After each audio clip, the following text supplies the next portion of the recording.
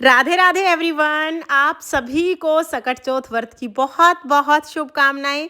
Friends, आज की video में हम जानेंगे कि सकट चौथ व्रत की पूजा हम कैसे करते हैं, कथा कैसे सुनते हैं। तो देखिए, सकट चौथ का जो व्रत है वो इस वर्ष यानी 2025 में 17 जनवरी को किया जाएगा। तो 17 जनवरी के दिन सुबह सुबह नहा धो के बढ़िया से तैयार होके हम पूजा करेंगे। जिस जगह पर पूजा कर रहे हैं पहले उस जगह को साफ कर लेंगे, फिर वहां पर एक चौकी लगाएंगे। चौकी पर हमें लाल रंग का वस्त्र बिछा लेना है और फिर हम यहाँ पर थोड़े से फूल का या तिल का आसन देकर गणेश जी भगवान की जो भी फोटो या मूर्ति आपके पास है उन्हें विराजमान कर लें। फोटो मूर्ति नहीं है तो सुपारी से गणेश जी बना सकते हैं। इसके बाद हाथ जोड़कर संकल्प करेंगे, हे गणेश जी महाराज, हे चौथ माता, आज मैं आपका व्रत कर रही हूँ। आप मेरे बच्चों को दीर्घ आयु और अच्छा स्वास्थ्य प्रदान करें। ऐसा संकल्प करने के बाद फिर जल के छींटे लगाकर गणेश जी को भाव रूप में स्नान करा देंगे। उसके बाद फिर हम देसी घी का दीपक जलाएंगे। आप देसी घी का या तिल के तेल का दीपक जला सकते हैं। इसके बाद देखिए, गणेश जी को स्नान तो हमने करा ही दिया था।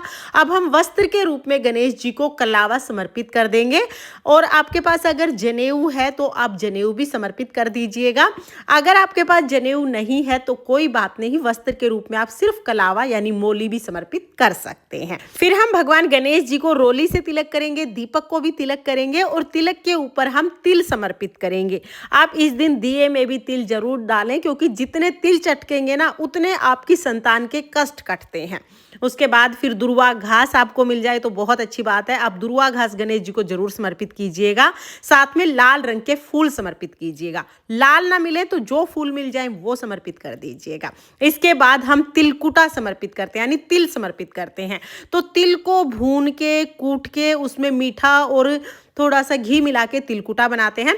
कुछ लोग सुबह पूजा करने से पहले तिलकुट बना लेते हैं और कुछ लोग पूजा करने के बाद तिलकुट बनाते हैं। तो अगर आपने पहले तिलकुट बनाया है तो आप तिलकुट समर्पित कर दीजिएगा। अगर आपने अभी तिलकुट नहीं बनाया है तो आप साबुत तिल, जो एक कच्चे तिल होते हैं ना, कच्चे तिल आप साबुत समर्पित कर सकते हैं। इसके बाद हमने देखिए यहाँ पर तिल समर्पित कर दिए हैं।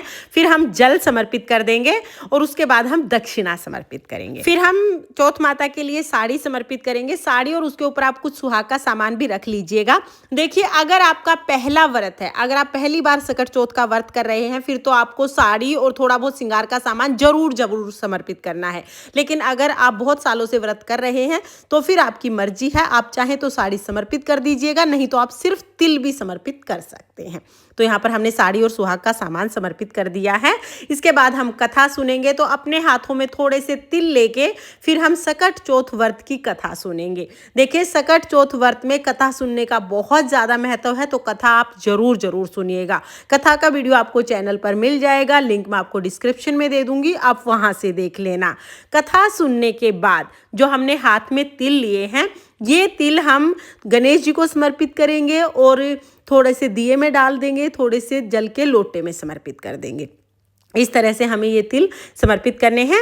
और फिर हमने जो हाथ में तिल रह जाते हैं कहानी सुने हुए, ये दो हिस्सों में बांट लेने हैं। एक हम अभी सूर्य देवता को अर्घ देंगे और एक से हम रात को चंद्रमा को अर्घ देंगे। तो रात को चंद्रमा को अर्घ देने के लिए आप थोड़े से तिल अपने पल्लू में बांध लें या किसी कटोरी वगैरह में भी आप रख सकते हैं। तो ये कटोरी में डाल के मैंने चौकी पर ही रख दिया है, रात को चंद्रमा को अर्घ देने के काम आएंगे। उसके बाद फिर हम धूप दीप दिखाकर बहुत ही प्रेम पूर्वक गणेश जी की आरती करेंगे। आरती करने के बाद हाथ जोड़कर पूजा में रही कमियों के लिए गणेश जी से क्षमा याचना करेंगे और अपनी संतान की लंबी उम्र, अच्छे स्वास्थ्य और उज्जवल भविष्य के लिए प्रार्थना करेंगे। इस तरह से सकट चौथ व्रत की पूजा करने के बाद हम अपने सीधे हाथ में थोड़ा सा जल लेंगे और ये जल हम चौकी के ऊपर से 2 बार वार के हाथ जोड़ लेंगे। तो इस तरह से हमारी जो पूजा है वो पूर्ण हो जाएगी। पूजा करने के बाद, क्योंकि हम दिन में ये पूजा करते हैं, तो पूजा करने के बाद जो जल का लोटा है ये हम सूर्य देवता को अर्घ दे देंगे। और उसके बाद जो भी आपने बायना निकाला है, यानी जो साड़ी, श्रृंगार का सामान, तिल और दक्षिणा, ये चीज़ें हम अपनी सासू जी को दे देंगे। अगर आपने साड़ी निकाली है तो साड़ी के साथ तिल और दक्षिणा रख के दे दीजिएगा। अगर साड़ी नहीं निकाली है तो जो तिल और दक्षिणा है ना, ये हम बायने के रूप में सासू जी को दे देंगे। और जो छोटी कटोरी में हमने तिल रखे हैं, कहानी सुने हुए जो तिल रखे हैं, वो हम गणेश जी के पास ही रखेंगे। रात को जब चंद्रमा उदय होंगे तो चंद्रमा को हम इन्हीं तिलों से अर्घ देंगे, इन्हीं तिलों से जिमाएंगे। इस तरह से सकट चौथ व्रत की कथा कहानी सुन के पूजा करके फिर हम अपनी सासू जी को बायना दे देंगे, यानी जो ये तिलकुट है ये सासू जी को देंगे। सासू जी नहीं है तो ननद को या जिठानी को आप ये दे सकते हैं, या मंदिर में पंडिताइन को भी आप ये तिलकुट का बायना दे सकते हैं। दिन में कथा कहानी सुन के बायना दे के उसके बाद फिर आप चाय पानी पी सकते हैं। रात को जब चंद्रमा उदय होंगे तो चंद्रमा को अर्घ देने के बाद हमें व्रत का पारण करना है। फ्रेंड्स, इस तरह से सकट चौथ व्रत की पूजा की जाती है। आपको ये पूजा विधि कैसी लगी कमेंट करके जरूर बताना। और अगर ये वीडियो आपको पसंद आया हो, वीडियो आपके लिए थोड़ा बहुत भी यूजफुल हो, तो प्लीज़ प्लीज़ वीडियो को लाइक कर देना। और हम महिलाएं घर में तीज त्योहार कैसे करते हैं ये देखने के लिए मेरे चैनल को सब्सक्राइब कर लेना।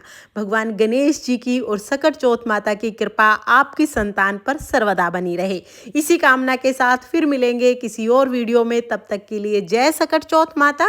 राधे राधे।